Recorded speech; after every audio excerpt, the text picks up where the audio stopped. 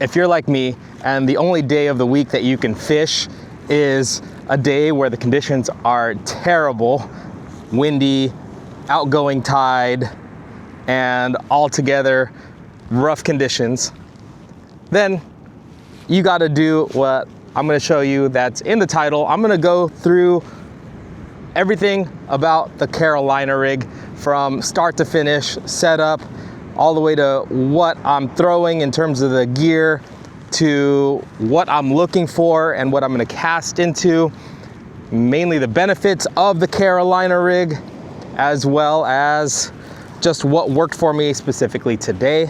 So hopefully this episode really helps you out. So let's get into it. First thing that a lot of people are asking or want to know is the setup. Let's start with the rod. I think the most important thing that you're looking for in a rod, specifically for the Carolina rig, is going to be your lure weight rating on your rod. Based on where you're fishing, you can get away with like a 9-foot all the way up to when you're dealing with higher waves, rougher conditions, all the way up to like a 12-foot rod. Specifically, the one I'm using right now is the 10-7 Hawaiian Custom 10-foot 7. And it's built to cast from a 1/2 ounce all the way up to 2 ounces. I like it because, as you can see, I do throw the jerk bait on it. And the jerk baits I throw are from that 1/2 ounce to 3/4 ounce range, so it's at the low end.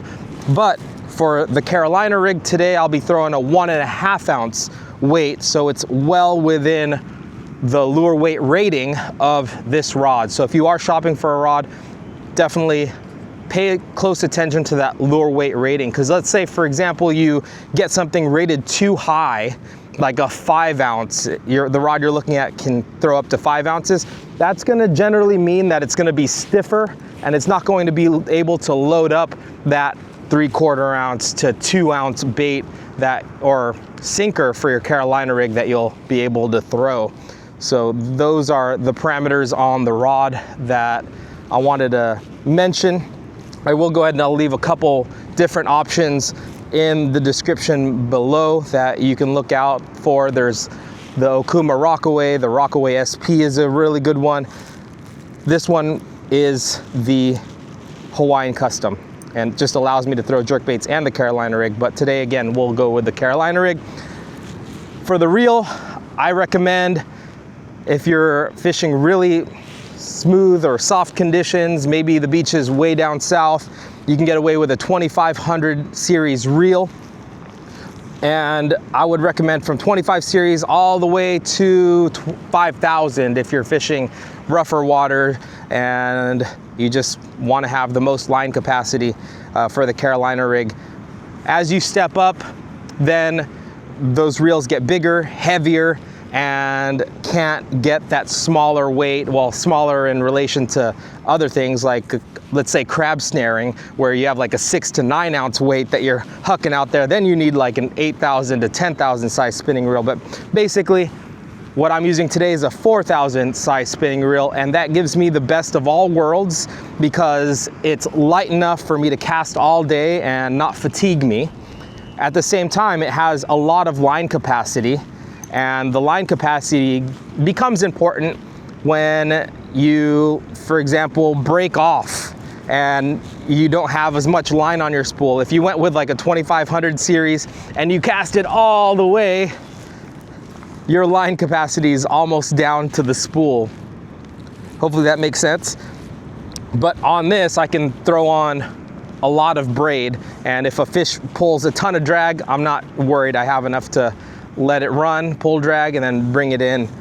Not that that's gonna happen on a Carolina rig, but you never know. And then speaking of braided line, I do use 8 strand, which is really important, really smooth for the surf, especially in these windy conditions. You are casting and you want your line to slice through the air versus getting caught by the wind, which it's gonna happen, but to what degree is gonna depend on how thin and smooth your line is. So 8 strand, Alien Braid makes one, Battlestar makes one called Alien Braid, and that's what I have tied on right now. And then there's also Daiwa J braid, which is also really nice and more readily available. But again, I go with 30 pound. That allows me to do Carolina rig and the jerk bait. But this particular reel, going back to the reel, it's the Okuma X series, but there's a lot of different options. Feel free to message me on Instagram if you have any specific questions regarding reels. But again, this is a Carolina rig video, so let's start from the very beginning of it. Other than the rod, the reel, the line, Okuma Hawaiian Custom 4000 size X series or whatever reel you want, 30 pound braid.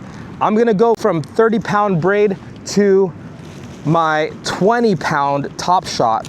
Right now, I actually have a top shot of 25 pound because I've been throwing my jerk bait, and that's just what I prefer on my jerk bait. I'm gonna cut this whole thing off. So right now I have a top shot of 25 pound mono with an FG knot. Super thin knot, but it does take a bit of getting used to when you are tying this knot. You have to have confidence in it. There's a lot that can go wrong on an FG knot and you could lose a whole setup. So I'm gonna show you a knot that you can join from your braid to a 20 pound top shot that's really quick, really efficient, and kind of something that you could do anytime. So I'm gonna cut it really far up the braid, so if I wanted to, I could use another knot to join this one back on, and I'll put it in my pack right now. Really quick, new Hook to Cook Dot Shop braid cutters. Really stoked about these. So I'm just gonna cut the line real quick and then save that for later. Let my other line fly in the wind there. Put this jerk bait away because we're not gonna be using it all day. We're gonna be going Carolina rig. Let's go ahead and store this. Let's go with this pocket. I do carry a Carolina rig box when I'm doing Carolina rig. Really important on your box, make sure you have that rubber seal all the way around your box. That way if it accidentally gets wet, you're not gonna corrode everything in your box.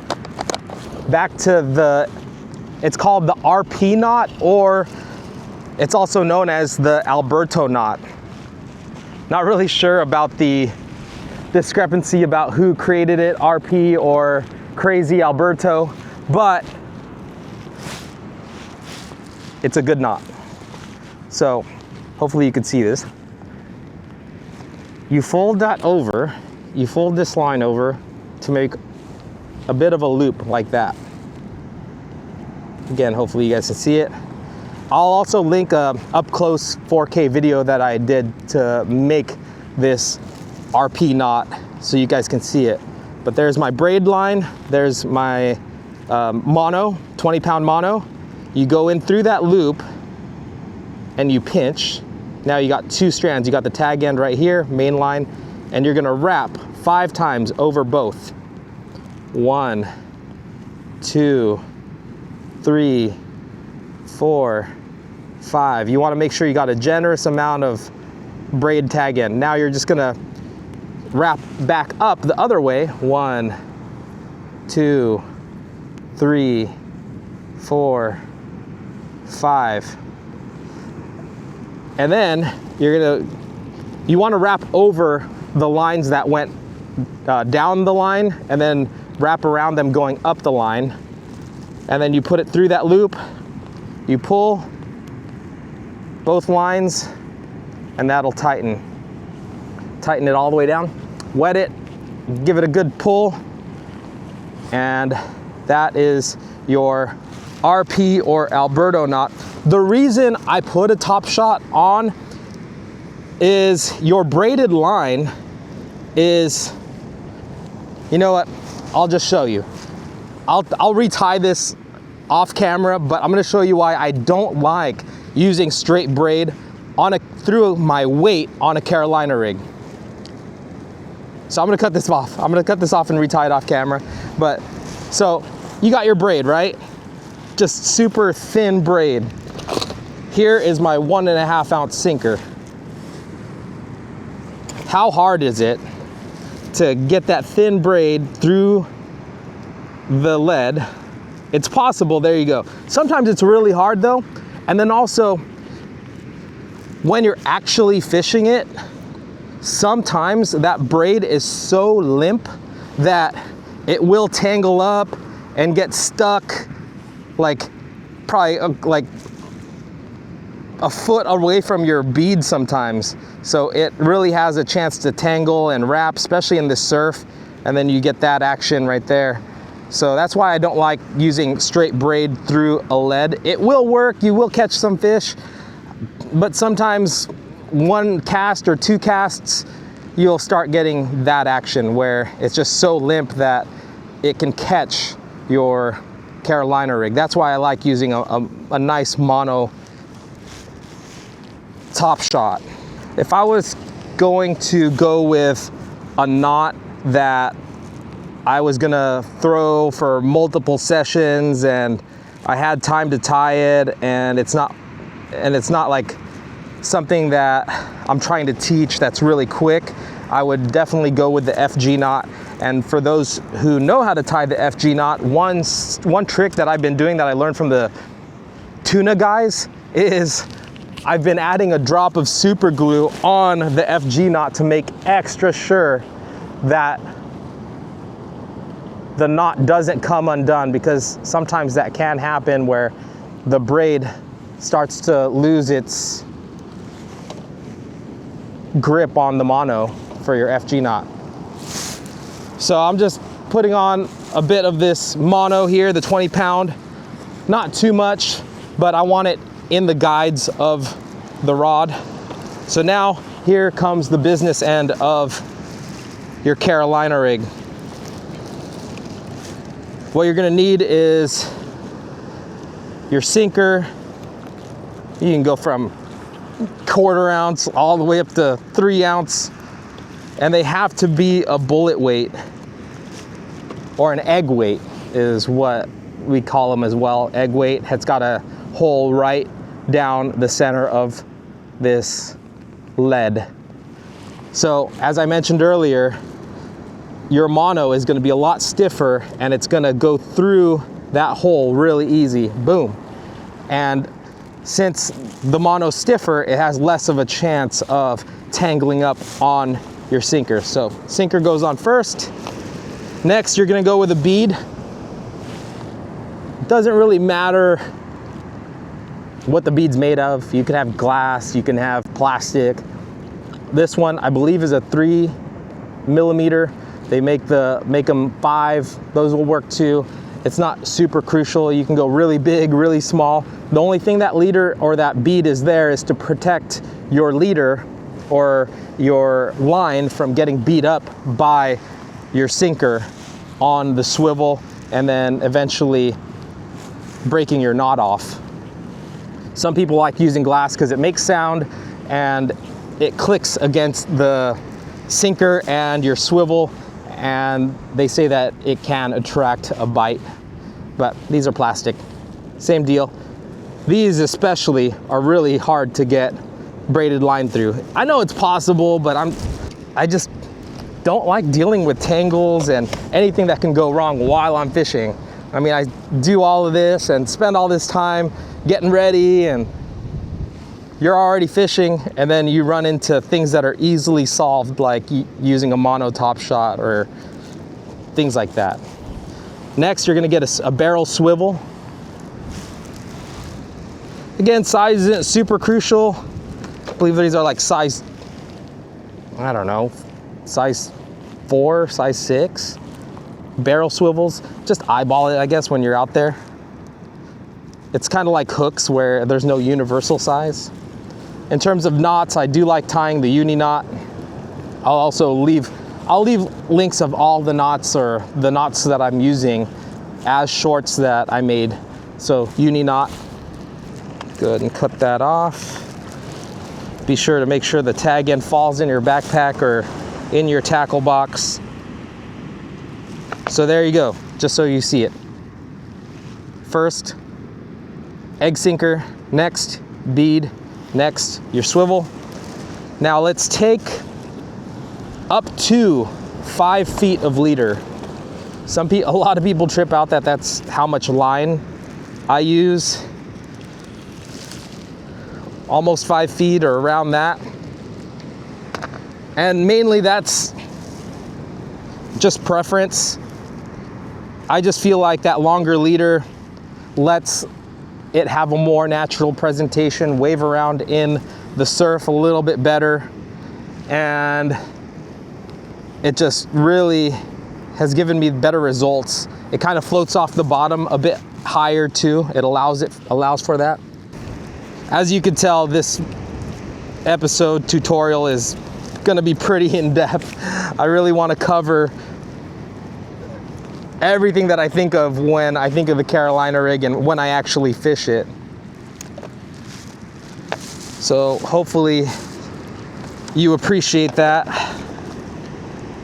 Now to the business end, it's gonna depend on the fish that you have around. Smaller fish, smaller hooks, but your hooks basically you want to match to the size of the grub that you're throwing. In this case today, we got decent sized perch, and I'm throwing 2-inch grubs or paddle tails. So I got these hooks. Woo, it's windy. Again, why I'm using the Carolina rig today. The wind is coming right off the ocean, probably gusts up to 20 knots. Again, this is my only day out, so I gotta make do. My perch pouch is going nuts. Look at this. Yeah. All right, we're gonna have some fun today. All right, so size 2 hook. And for me, it's really important to get a straight shank hook. And I'll show you exactly why when I rig this bait. But straight shank is very, very important. And there's also a way that I rig the bait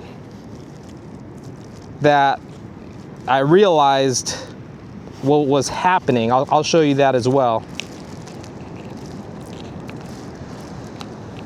Let's show you that straight shank hook. So this is a straight shank.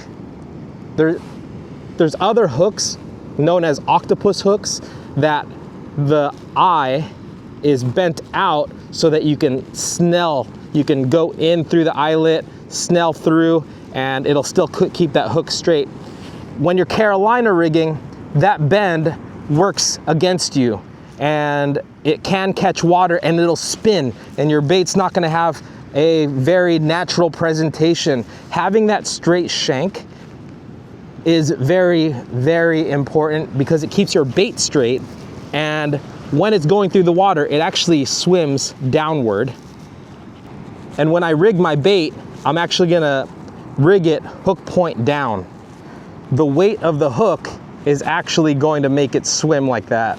So if your bait swims a certain way, make sure you rig it that way. Normally people bait the rig with the hook coming out the top of the bait, but it's not gonna swim like that. It's actually gonna swim upside down if you rig it the normal way. So if you want your bait to swim with the tail side a certain way, you'll rig it upside down because you know that hook is gonna swim like this in the water. It's just such a light wire hook that any weight is gonna make it orient that way. So we'll go ahead and tie this on. Same deal, same uni knot. Again, I'm using 20-pound mono. Last thing about this hook is it does have barbs along the top there, and what those are for is something for the bait to grip onto. Some people like using super glue, which I do too sometimes. I will use super glue to keep my bait on because these fish can pull on the bait if they don't get the hook, and they'll slide the bait, the soft plastic down. And I don't do that because I'm constantly changing baits. I want to try a different color. I want to change my bait when the tail gets bitten off, and that happens a lot, especially if you get on a hot bite. You're going to want to change your soft plastics pretty often. Stay tuned, because we are designing a Carolina rig grub that you can catch whole limits on just one bait and not have to change it multiple sessions. It's gonna be epic. Working with Battlestar, it's gonna be sick. But sometimes when you use super glue and then now your bait's stuck on there, right?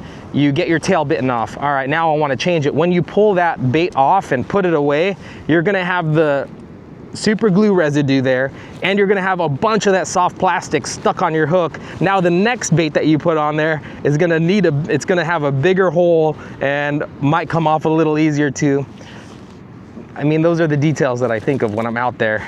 But yeah, if you're gonna go out and the beach that you're fishing doesn't have a lot of perch and you really want to dial it in and you know that your bites are gonna be few and far between, go ahead and super glue it so you can have a longer lasting setup. But I don't super glue it. But quick tip for those who do super glue, get your super glue at the dollar store. You can get like 2 for $1 if you're in a pinch and you need it right away. But Amazon's always a good spot to get super glue. I think last time I got super glue, I got like 24 packs for like $8 or something from Amazon.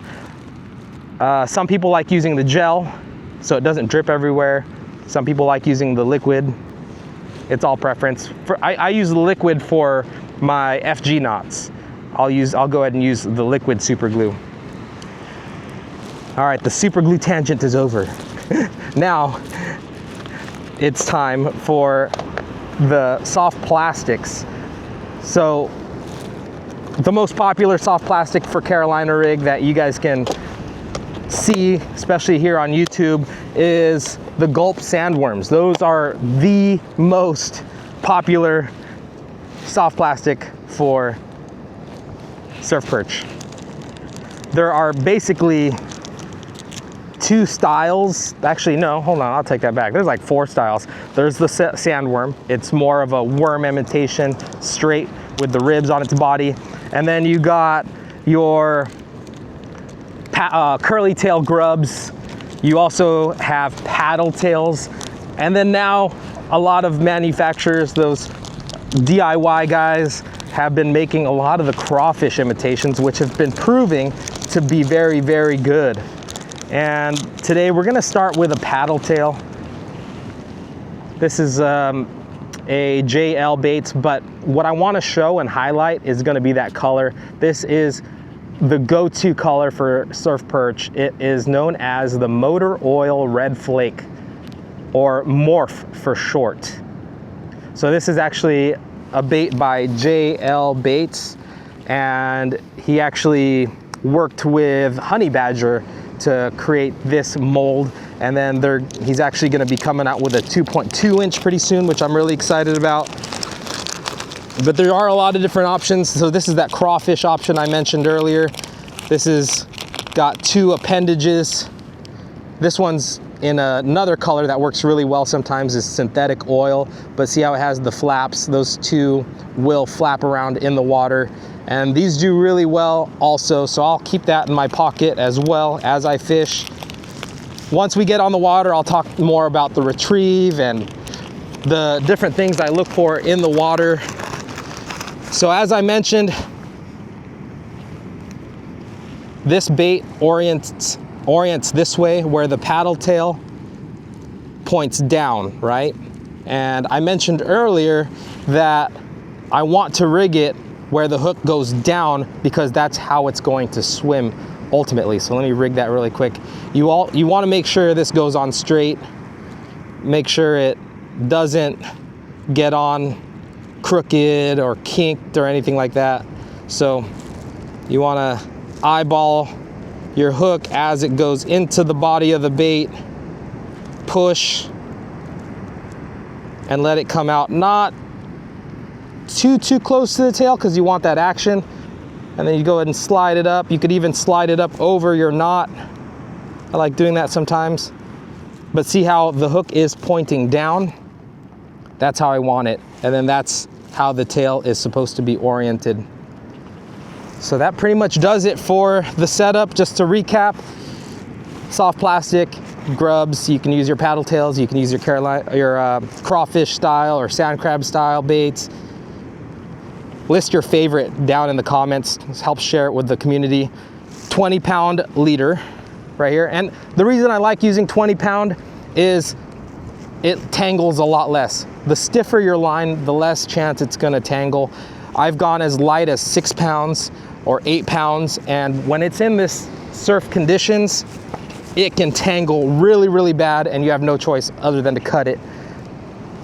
Now to the swivel, you have about 4 feet is what I'm running right now, 4 to 5 feet. Down to your swivel. Next is your bead and your egg sinker. And then just in reverse is the way that you put it on. Egg sinker, bead, swivel, 4-foot leader, and your size 2 hook, size 3, size 4, size 1. This is a size 2 to your grub. Hope you got the picture. So there is the setup. Enough with how to tie it. Let's go ahead and cast it. Whew, that wind is gnarly. Before we begin, it's always a good idea to touch on where you want to fish or what type of structure to look out for. And first thing I want to find is a cut. And what a cut is basically where the waves aren't breaking until they get really, really close. Like right here, there's a bit of open water that isn't breaking.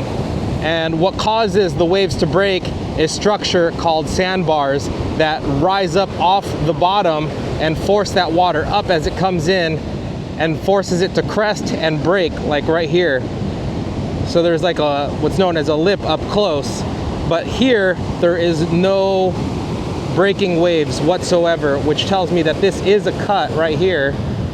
And then up right here, you'll see this wave crest and break because it's being pushed up by a sandbar. So there's a sandbar, and then on the other side of the sandbar is what's known as a trough, and it's this kind of dugout area that a lot of times these fish are just on the other side of the sandbar. So you want to look for a structure like this. Always remember that 90% of the fish are in 10% of the water. So you could check this whole beach, walk a bunch, and you'll end up in a spot where you finally get a bite, and that's where most of the fish are. You'll be able to get bite after bite after bite because of that. But a good starting point is look for the cut. Look for where the waves are not breaking. You got a rip going back out, and then right next to it is gonna be sandbars. And those are the sandbars you want to start at. Sometimes sandbars can be really, really, really, really, really long, and you're going to find that a lot of the fish, the perch specifically, aren't in the middle of the sandbar. You're going to find them on the sandbar ends next to the cuts. Hopefully that makes sense. Hopefully this helps you guys really dial in your structure. But that's what I'm going to focus on, is the ends of the sandbars next to the cuts. Now we got the setup, how to tie it and rig it. Now that we got all that out of the way and how to find where you're gonna start, let's fish. With the Carolina rig, it's really nice because you don't have to wade too deep in the water. Not even at all, you don't really have to. It's because you can get some good distance out of the 1.5 ounce weight compared to, say, a 1/2 ounce Carolina rig.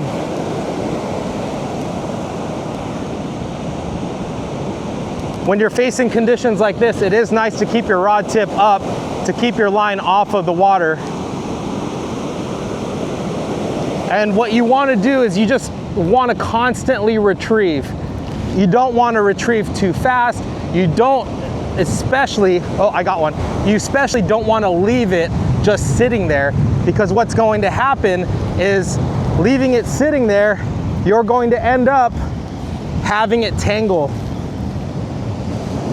But having that constant movement is really going to help. There you go. First cast, first fish. This is a barred surf perch, albeit a really small one.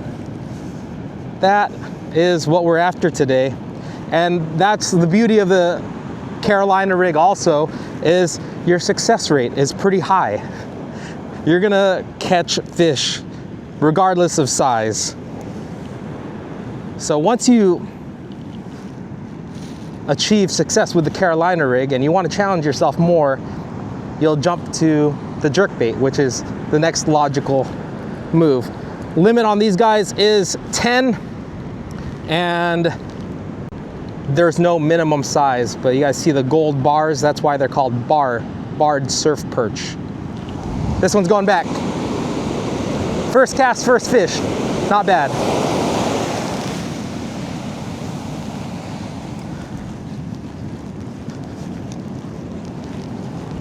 Got him on that paddle tail. But that's not to say you can't catch big fish on the Carolina rig. You absolutely can catch big fish, and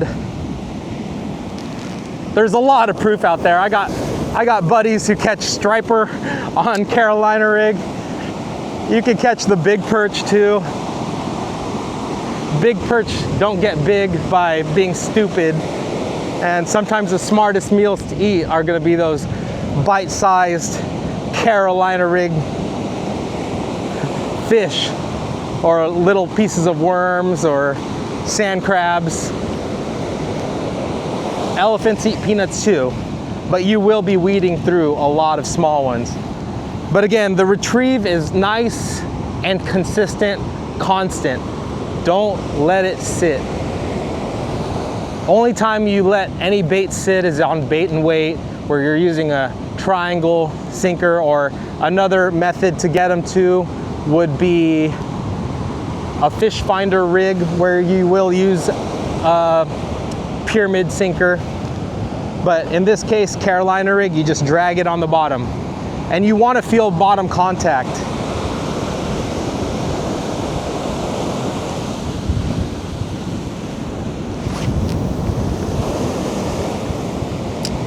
Yeah, it's so windy, you can really see the line getting pulled when you're in the middle.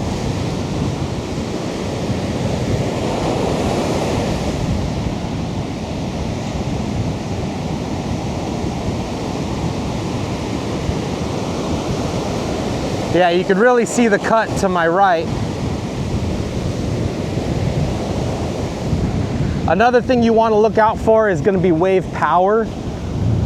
I've talked about it constantly in previous episodes. Is wave power is the measurement of how much force the waves are coming up the beach, and you can find that by going to surf-forecast.com. and today the wave power is building, but right now it says that it's 300, so we don't have to really worry about really hard waves coming up the beach. The worst is like 900 to 1,000 wave power. Just stay home when it's that much wave power, because it can be life-threatening. So the reason you want to focus on sandbars next to cuts is because the cuts allow these fish to go in and out from the deeper water to the shallow water. And they like the sandbars, or the ends of sandbars, because that's where a majority of the food's gonna go. Since there's an opening and you got this big long trough on my left side, that food, whatever's getting turned up by the waves, gets pulled to the cut, to the rip, to circulate in that more turbulent water. And where they're usually feeding is the sandbar next to the cut, because there's a lot of nutrients, a lot of food that gets pushed around this area. The middle of the trough, not so much, but that's also where you're gonna find species that like that kind of water a little bit better. A lot of the halibut that I've caught out here are away from the cuts, closer to the middle of the sandbars, where that trough is nice and deep and not as turbulent. But for perch, that's the reason you want to focus on the ends of the sandbars, because that's really their main feeding zone. Like right here, I like seeing clear water and then dirty water, more cloudy, because what that means is the water's getting kicked up And that water being kicked up, or that sand being kicked up, means there's food that's being dislodged for these perch to come in and feed on. A majority of the perch's diet is sand crabs and sandworms, and when you have those food sources buried and a wave comes and dislodges them, that's where the perch have a chance to ambush and eat. As I mentioned in the intro, it is an outgoing tide from basically right when I got there. I got here at peak high tide, so everything we're going to fish today is going to be outgoing tide.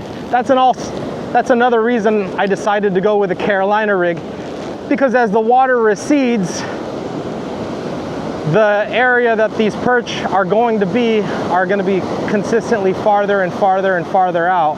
So maximizing casting distance with a 1.5 ounce weight is definitely going to help. There's another one. And what I want to say too, when it comes to feeling the bite and setting your hook, you don't want to swing for the fences like you're swinging for a bass. You want to reel into it and let your rod load up. You want to count on that fish getting it really, really good. Because if you swing for the fences, sometimes you'll pull it right out of their mouths. You don't want to do that. I got a good one right now. That's a nice one. Here's a really good example of what a lot of people would consider a more keeper-sized surf perch. We're looking at about an 11 or 12 incher, again on that paddle tail. We'll throw it on the perch pouch really quick. Yeah, it's 11 inches. Yeah, that's a keeper today. Go ahead and break the gills, let them bleed. And if you want to take it a step further, knock them out, make it quick. Hit them right on top of the head and between the eyes. That knocks them out. Nice and humane, bleeding fish that you're gonna keep is gonna keep less of those lactic acids that are in the blood, the adrenaline of the fish too. It'll just help keep the meat a lot cleaner. If you didn't bleed them out and you just let them die from suffocation and their blood is all in the meat, it'll spoil a lot faster. So getting rid of the blood is definitely key. But as I was mentioning in terms of setting the hook, yeah, just wind on it and then just put a bend in that rod. Don't swing for the fences, because a lot of times you'll just rip it right out of the mouth. Even that quick little jerk, not necessary. The ones you want to keep anyway are the ones that'll inhale the bait. And then another question that I get a lot is, what's the point of a sliding sinker when you're fishing the Carolina rig if you're just retrieving it the whole time and it's basically pinned against that swivel? Well, what it's allowing for is allowing for you to detect the bites. When a fish bites or nips at this, you'll definitely feel it through your braided line up to your rod. If this was fixed in place, the weight is gonna mute that bite. If it was fixed in place, you wouldn't even feel it. That sometimes the taps are so light that you really have a hard time detecting it unless you are using braided line that doesn't stretch. Stretch kills your sensitivity. So having this about 10 foot of line isn't going to make too much of a difference when most of my line is braid and I can really feel it. But hopefully that answers the question of why you need it. Sliding is to detect bites. It's a more direct to the hook feel from your rod. Once it hits the water, go ahead and close your bail and just continue your retrieve.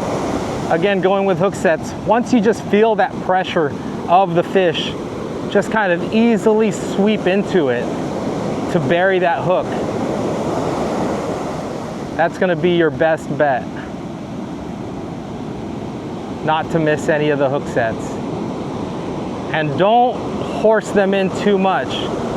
If you look closely at that fish that I just caught earlier, the more you pull on it, the more it opens up that hole. When you're bringing in the fish, just keep constant pressure, but not too much pressure. Just bring it in nice and easy. You don't want to rip a big hole to where that fish makes a head shake and that hook pops right out because you created a big old hole. That fish was not too far out either. That was nice. Go ahead and leave it in the comments if you guys have any other questions too regarding Carolina rig. And don't be shy if you see a question that somebody else leaves that you know the answer to. Reply and help make the conversation that much richer.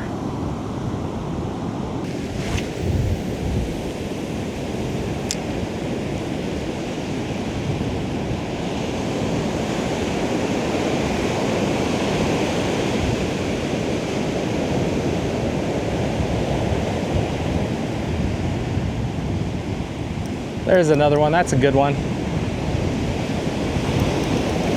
These fish are really strong for their size. They could pull really well. Think about it. They live in this turbulent water and they're constantly using their muscles to stabilize themselves. Always working to survive, basically. Oh, that's a good one. Oh my goodness, that's a good one. That one's over 12 inches for sure. Probably pushing 13, but that's a good fish. Look at that hook set. See, even with that much pressure, it opened up a bit of a hole. You could totally see how big that hole became. That's why it's really important to have constant pressure when you're bringing these fish in. But again, not too much pressure to where you make that hole even bigger. But that's exactly where you want to hook them.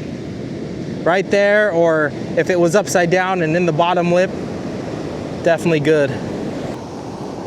Definitely a great example of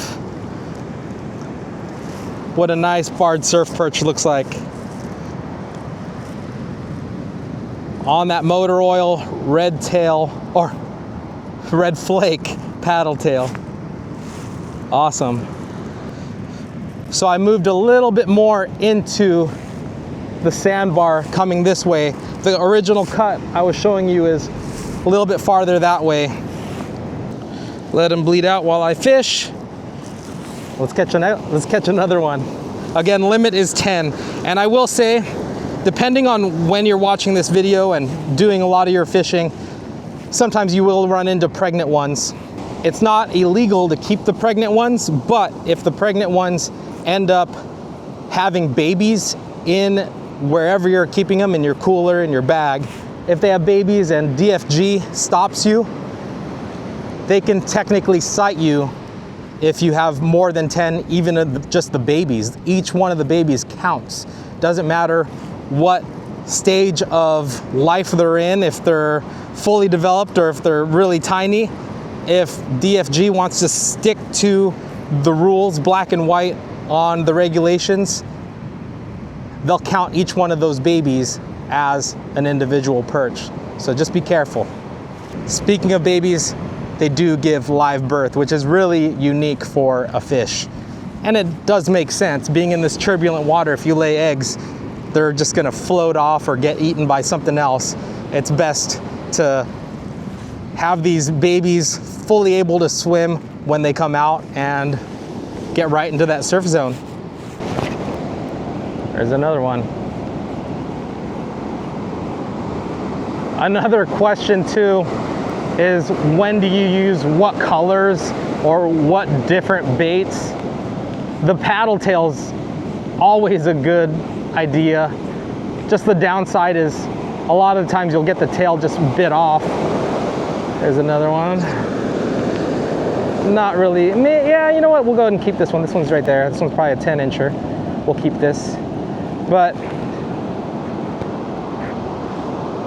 the color, again, motor oil red flakes, generally a good color, whether it's dirty or if it's clear water. It's a super natural color to use. When you got a little bit sunny conditions, that red flake will reflect also. But again, a paddle tail is always a good idea. I think the highest probability with the way that we're fishing is going to be a paddle tail. If a lot of the fish are really keying in on sand crabs, the craw is not a bad idea. Just the profile really matches the sand crab really well. Color-wise though, a good rule of thumb is if the water's dirty and dark, go for the darker shades to create a better silhouette. If you got really clear, light water, go with a lighter color. In the winter time, they really like the silhouette too. A lot of people have great success on the purples and the blues. At the end of the day though, perch are not that picky. They will eat. If it's the right size and shape, they're gonna put it in their mouth. So I just say don't overthink color or style. I think it is worth it to have a variety, but I don't really think that there's a point in overdoing it. This is a style of fishing where you just want to get bit. If you have a trip planned with somebody that doesn't really fish too often or has never hit the surf before, definitely share with them this video so they can get some of these concepts and why things work the way they do, so they have a better idea once they do hit the surf. And if you are that person, whoever shared this video with you cares so much about you that they want to get you well equipped before you even hit the water.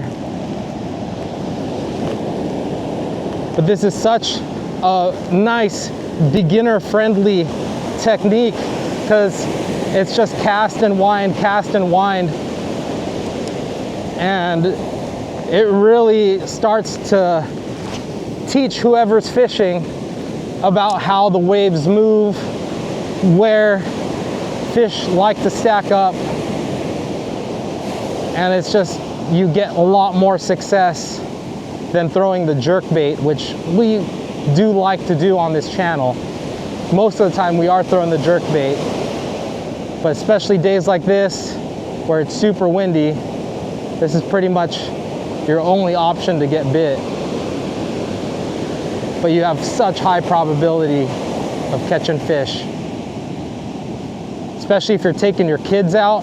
I think the most important thing about taking your kids out is having them have that success, build that confidence to try new things and to stick it through. If a kid goes out and skunks, it can be very, very discouraging and make it easy to say, no, I don't want to go fishing again. It's not for me. If a kid gets success early on, there's a higher likelihood they're going to continue to fish. And it's definitely a great hobby to keep the youth out of trouble and meet others that like the same thing, people who value patience and have an eye for detail. It helps develop an eye for detail, that's for sure. And a healthy respect for the environment is always a good thing as well. Surf fishing brings you to some amazing locations.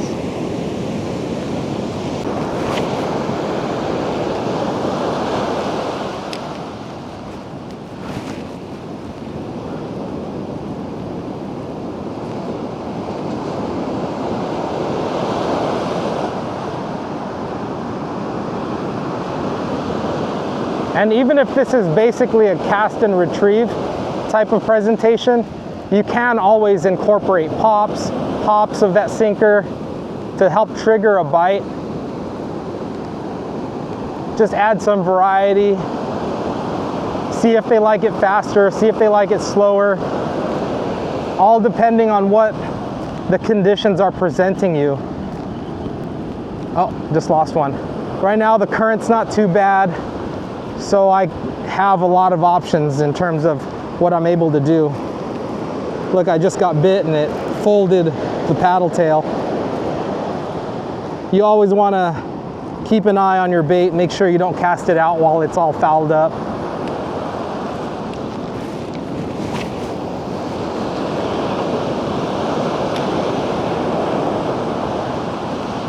My dad always taught me there's 3 P's in fishing. Placement, putting it in the right spot, patience, and there's one more I can't really remember right now. Patience, placement, oh, and presentation. Presentation. You got to present your bait well. I had a brain fart right now because I was getting bit. But this one feels like a good one. In terms of drag, you do want to set your drag pretty decent. Again, you don't want to pull that hook out of its mouth, especially in that last bit of current. Oh my goodness, I think this one's the best one of the day so far. We'll drag him up the beach a little bit. Yeah, this one's nice and thick. The 3 P's of fishing: placement, presentation, and patience.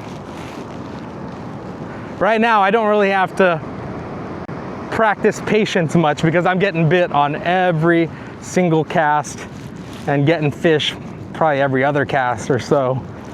But this one is actually a male. You can tell because there's a divot in its anal fin. It goes like that. And then a lot of times you'll see that the front of the anal fin is kind of milky. Especially in the spring, you'll see them really be in their spawning mood. Gosh, the colors are so vibrant on this fish. As the water cools down, gets really cold, they start getting what are called winter colors. You'll start seeing the chests of these fish start getting black, and that's really when they're gonna get ready for the spawn, the main spawn. But these fish tend to, well, they seem like they spawn all year, or the females stay fertile the whole year. Mainly late spring into summer is when they start giving birth. But yeah, it's really cool in the wintertime when you're fishing for these perch, is their chests start to get really, really dark and black. Yeah, let's get back out there.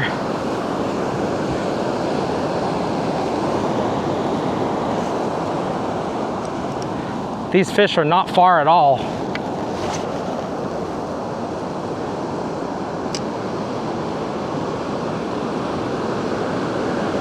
Constant retrieve.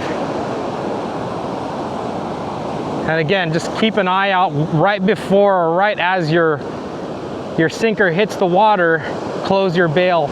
That way there's not too much line out there for you, giving you the potential to foul up or just have negative effects when you're about to make your retrieve. You kind of want to start your retrieve right when it hits the water so that the whole rig straightens out and your leader is following your sinker right behind. Yeah, it's ridiculous. It's every cast now on the paddle tail. There's another one. I think this is like fish number 5 or 6 or something like that. Another good one. In terms of recipes for perch, you can fry them whole after scaling them, make slits in the meat, and have it over rice with some ponzu. That's definitely a classic. You could fillet them. You can even smoke them. feel like Bubba from Forrest Gump. Bunch of different recipes for perch. It actually makes a really underrated ceviche. And then my dad, growing up, what he would do is he would butterfly them, and he made a drying rack where you leave it out like on a summer day and dry the fish in the sun after salting them and adding vinegar and ginger. He actually made this platform that had a screen on top to keep the flies off of it. But since the fish is dehydrated, it fries up super, super crispy to the point where you can eat the bones. And that's what he would have for breakfast with rice and eggs. They would, it's called tapa, or what's another word for it? Shoot, I'm drawing a blank again. Not dilis, that's the small fish. Leave it in the comments, help me out, those who know Tagalog. Dried fish, what is it called? It's gonna bug me all day, but you guys can help me. Oh, I remember, never mind. It's called daing.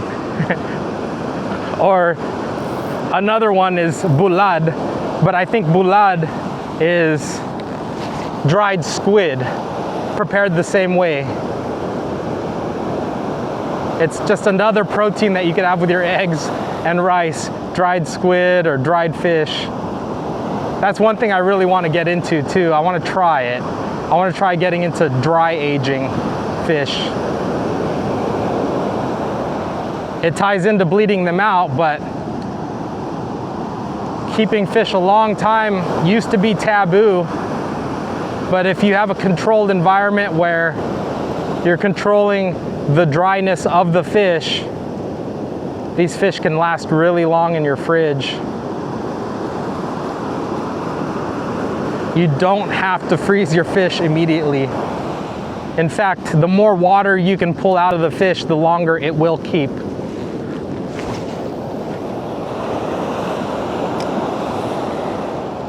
But the Carolina rig is just a really good way to get out there, stay active, and put some nice fresh food on your table. As a society, we've gotten really far removed from our food sources, and I feel like as fishermen, had one come off. As fishermen, we can get spoiled and just have really, really amazing quality table fare compared to what you'll be able to get at the store. And you have full control of the whole process. So taking care of your fish, bleeding them out, the whole process can be fun, from catching them even to setting up. I have a ton of fun just being in my garage, messing with my lures, making sure that my hooks are all dialed in, making sure my baits are all dialed in. I just love it. I love it, the whole thing. It's really nice to have those practices in your life that stay constant, that you can try to master and perfect. And it's a journey. It's something that you can do again until you're, God willing, 70, 80 years old. And it's still just as fun as when you first picked up that setup or somebody taught you. The joy of fishing is a constant, it seems like. But the whole process can be very, very satisfying. This is definitely something I never want to take for granted. Even how long I've been doing this. I've been fishing all my life. My dad used to take me out, even when I was in preschool, 4 years old. He would take me out to the beach and he would bait and wait and cast out, and he'd tell me to watch the other rods and reel them in when I see a bite. And even at that age, it was really hard for me to know what was the bite and what was just wave action. But this is something I definitely don't want to take for granted, is the ability to come out here and tie on a simple Carolina rig and land some fish. definitely a blessing to be able to come out here and do what I do and provide food. If you're new here, my wife is a pescatarian. I've said it in previous episodes. So catching fish to feed my wife is definitely important, and having a good variety of fish between surf perch, halibut, salmon, all of that is very important. She actually has rheumatoid arthritis, and what that is it's inflammation in her joints, and fish is the only food that doesn't inflame her. And that's just good to know too. Like, I mean, I want to take care of myself too a little bit better, but I love my beef and pork and all that, but that's really the worst for inflammation. So having this resource and the ability to catch fresh fish, clean meat that doesn't inflame my body is definitely a blessing that I definitely don't take that lightly, and I really appreciate this resource. I do not want to take it for granted ever.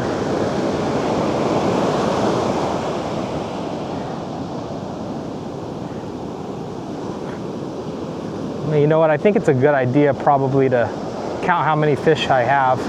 I might already be really close to limits. Let's see. Let's do a quick count. Toward the end of the video, I'm definitely going to show you guys a way to store the Carolina rig. If you're going to go in between spots or take it home in your truck bed and you don't want the sinker bouncing around everywhere, I'll show you guys a really good way to store this. But let's get a quick count on these fish. So in this big 40-liter backpack of mine, I carry frozen water bottles that I drink as they melt, but that also keeps my fish fresh when I am fishing. So let's go ahead and unlock this perch pouch and let's get a count on how many fish we got. In the backpack, I do have a bag. I'm kind of thinking of more reusable options though. I think I want to start keeping another little dry bag just for the fish instead of a plastic bag, just a little bit more reusable. So let's go ahead and just dump these in the plastic bag to get a count.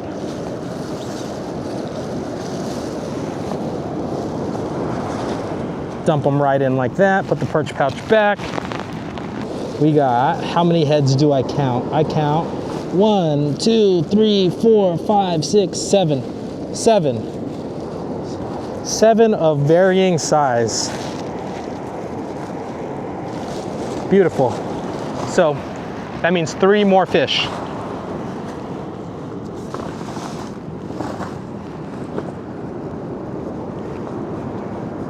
If you do plan on keeping fish in a backpack, I do suggest a backpack with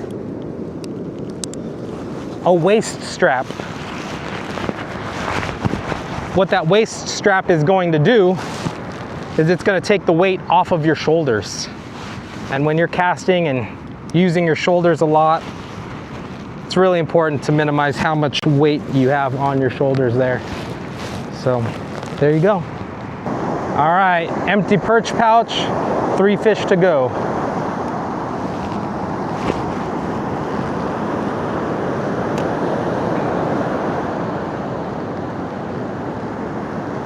Yeah, speaking of weight on your shoulders, quite a few people have asked me about designing a shoulder strap for the perch pouch, and I'm avoiding that because I don't want to hurt anyone's shoulders. I mean, if you want to, you could attach a shoulder strap to it. I know the guys that do, but I really want to encourage people to wear the perch pouch on their waist, on their waders, so that they get that weight of the fish off their shoulders and onto the waist, where it's a lot more efficient way to carry a load.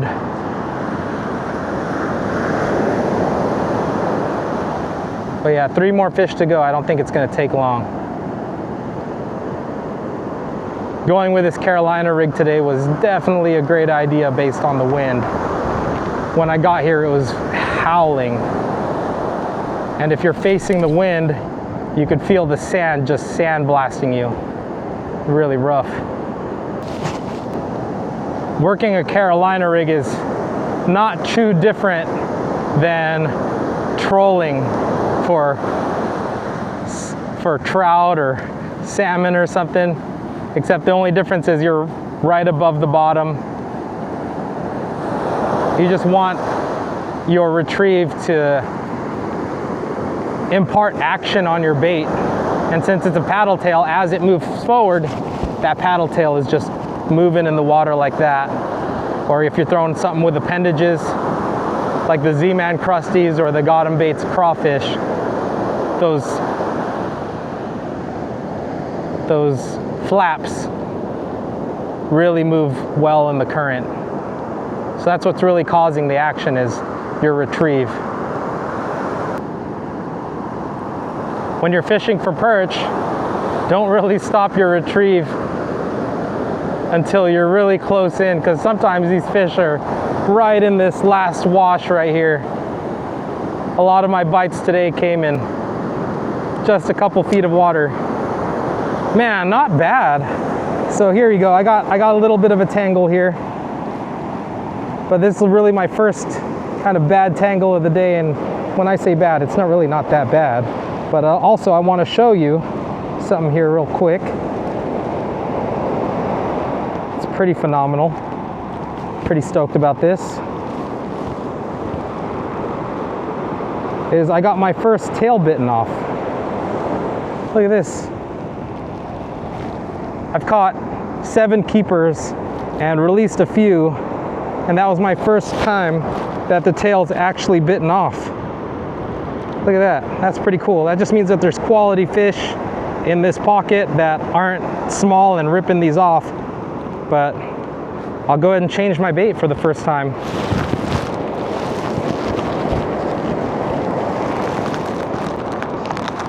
Usually it's a lot sooner than that. That's almost a limit on one bait.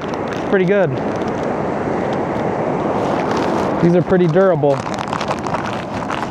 JL baits. So again, I'm going to rig this where the hook is coming down or facing down.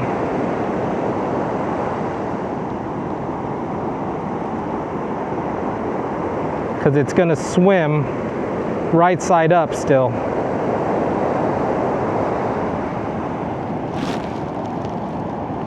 Slide it all the way down, just like that. This bait's pretty unique because it actually has little fins all the way down the body. There you go. But that's crazy, almost a limit on one bait. Technically, I did catch a limit because I released probably 3 fish today already.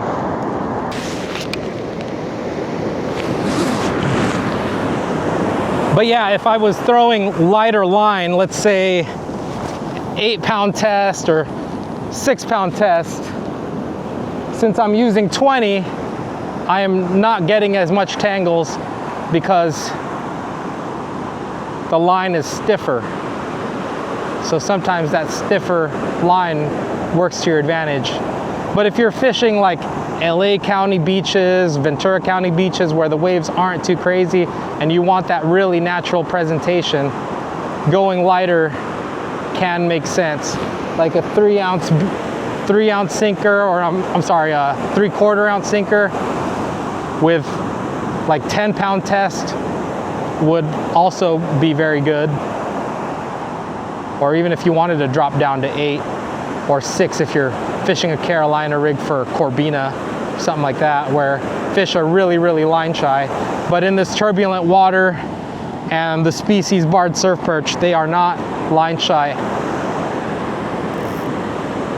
I think it's because it's hard to see anything in this turbulent water, let alone clear line, even if it is thick. I think the main thing is just your action and your profile. That's the most important when it comes to Carolina rig fishing for barred surf perch. And then another advantage to Carolina rigging over like bait and weight is you do have the ability to stay mobile and try different holes, try different pockets, and not have to bring a whole pound of lead out to the beach and a bunch of stinky bait. You can go out here with just some hooks and some soft plastics and just have a blast.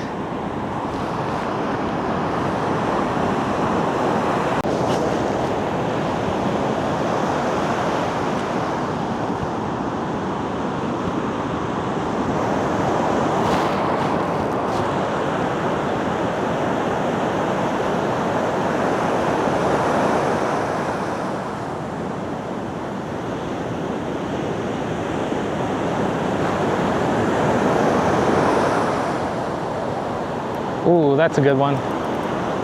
Oh, is it still there? Yep. That's a nice one. He ate a little farther out. Now that it's outgoing tide, the water keeps receding farther and farther away. So I'm having to depend on longer casts. But especially when you get a big one like this, when you get it far out, you definitely got to play it right. You can't just horse it in. Yeah, this one's a good one. Just keep the line tight. Don't panic. Worst thing you could do is panic. And then if you feel them coming in to the point where you might lose tension and you're getting slack in your line, then speed up your retrieve. But this is a good one right here. Definitely a good fish. Nice surf perch. This is number 8. Look at that. The hook placement and not horsing it in let me minimize how big of a hole I ended up ripping in that fish's mouth. There's the 8th keeper. Oh, and the tail came off of this one. This one didn't last long. This lasted 1 fish. The other one lasted like 10 fish. So that's probably gonna start to be your average. Maybe every 5 fish, you're gonna get a tail ripped off or something like that. But again, it depends on the size of the fish that you're targeting. If they just inhale it, depends on the bite. If they're very finicky, there's a lot that goes into it, a bunch of variables. But we'll see how many baits I go through this whole day. So 2 more fish. I probably only have to change 1 more time. So we'll put a new bait on. Again, that motor oil red flake is just really, really, really hard to beat. If I were gonna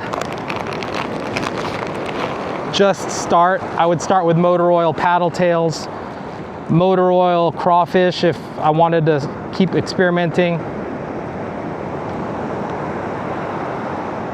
I feel like these are a better option than like the gulp sandworms because of the action. Gulp sandworms are just straight bodied worms and there's really no action to them at all.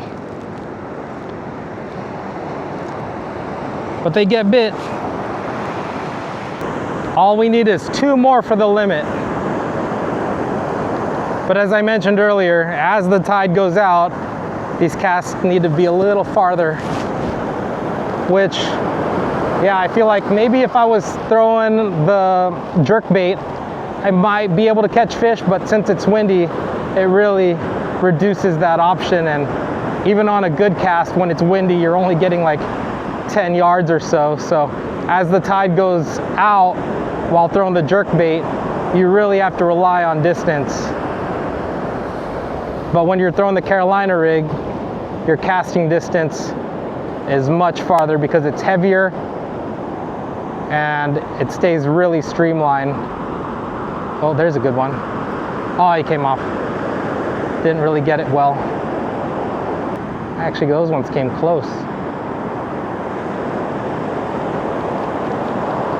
Let's see if my tail's still there. Yep, still there.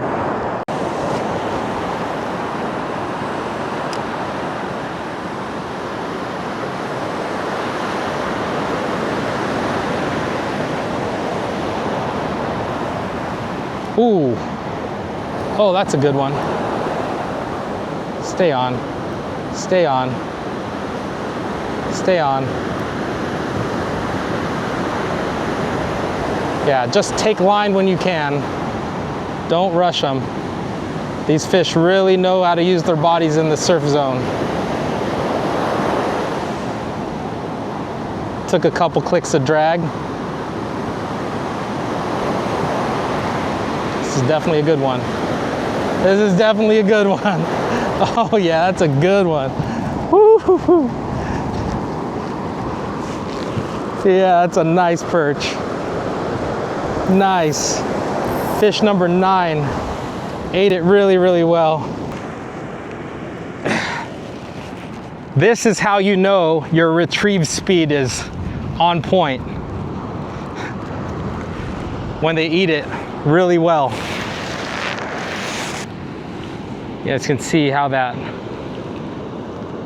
hook is right there, but most of the body of the bait is inside its mouth. Just right. This hook probably, or the bait probably went all the way in, and then while I was reeling, it came out and caught him right on the top lip. But that's another good perch right there. Look at those colors. Beautiful. So this is fish number 9. Only one more to go. Earlier I mentioned I'm gonna show you how you can store the Carolina rig in between spots, or if you're gonna put it in your truck bed on your way home. Take your grub part, your number 2 hook or 3 hook, whatever, and put it, very important, not on the eye, but the part that attaches the eye to the rod, the stem. Usually you'll have just a little tiny opening, again, not on the eye, because you don't want to scratch the ceramic in the eye. That can make it break. But just hook it right there in that little spot behind the eye of the hook and follow it down. You're gonna wanna grab the sinker right there. You'll have this loop, and what you're gonna wanna do is let some line out, and you wanna get that loop around the handle of your reel, just like this. And now that weight isn't gonna be bouncing around on your rod as you're driving home or getting from spot to spot. It's not bouncing and putting unnecessary stress on that rod. It's right at your reel. So it's a really clean, easy way to transport a Carolina rig. Sometimes it can be really challenging. The more you get a feel for how your Carolina rig is working in the water, you can really incorporate both the reel and rod movements to move your line the way you want to in order to get your bait to swim in a way that these fish want to bite. Small rod lifts can help keep that line tight and move your bait through the water.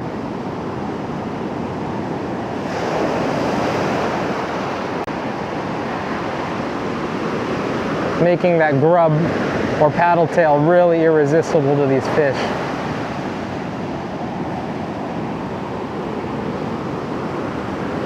You really want to focus on what your bait is doing in the water. That's all part of the presentation part of the 3Ps. Again, presentation, placement, and patience. Thanks for that lesson, Dad. A lift of the rod is just as good as a couple cranks on your reel.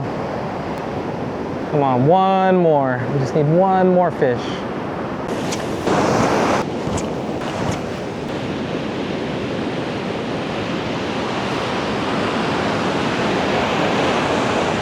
Ooh, there's a good one. Yeah.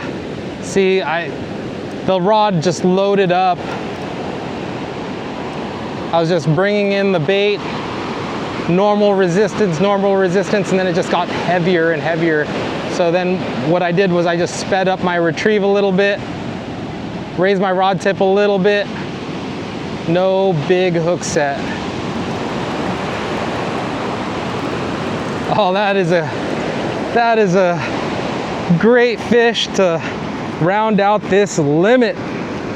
Let's go. That's a nice one.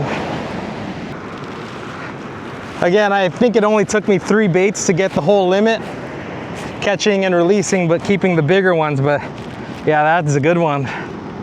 That's a really nice one. There's that JL 805 2-inch paddle tail, motor oil red flake on a number 2 straight shank worm hook with the barbs. But again, that straight shank allows it to swim straight. It's not an octopus hook with an offset eye to make that bait spin in the water. Straight shank keeps it moving perfect. But look at that, nice perch. Let's just put it on the pouch real quick. Oh yeah. We're ending the day on a 13 and a half inch surf perch. Now going back to the Carolina rig, any technique really, there's no right or wrong way to do it. There's just ways that work for people. And everything that I've mentioned, from the rod to the reel, to the leader line, to the hooks, the baits, the bait color, where to fish, everything that I covered in this episode, it works for me. And it doesn't necessarily mean it's gonna work for you, but I'm making this episode for those who are pretty much just starting out, because most people don't just have the ability to just, oh, let's go to the store and get the best of everything. You might already have something that works. Everything that I did, you could probably get away with a 7-foot rod that you use at the lake, just as long as that lure rating is right. And in terms of reel, yeah, you could bring something that you already have. If it's that 4,000 or 3,000 sized reel, just make sure you take good care of it when you get home. Wash it with fresh water, because salt water can be really, really rough on your gear, corrosion wise. You can mess up some gear pretty bad here. And then to the braid, going braided line, so I have that sensitivity, and then having that top shot, about a 6-foot top shot or so to my egg sinker, is really important to keep the sinker from getting all tangled up if I were actually just to go straight braid. And then of course that bead keeps the knot from getting beat up to your leader, to the business end, size 2 straight shank worm hook to the soft plastic 2-inch paddle tail, which just absolutely was irresistible to those fish today. I'm just hoping I didn't leave anything out. I hope that this was a really thorough episode, especially if you're getting started. If you guys want to see an episode where we do more Carolina rig fishing, I'll leave it up top right there. And then if you guys want to see more of the jerk baits and how I like to select jerk baits, color, size, what type, I'll leave that right there. I actually caught a nice striped bass in that episode. Thanks for watching. I appreciate you guys. We'll see you on the next one.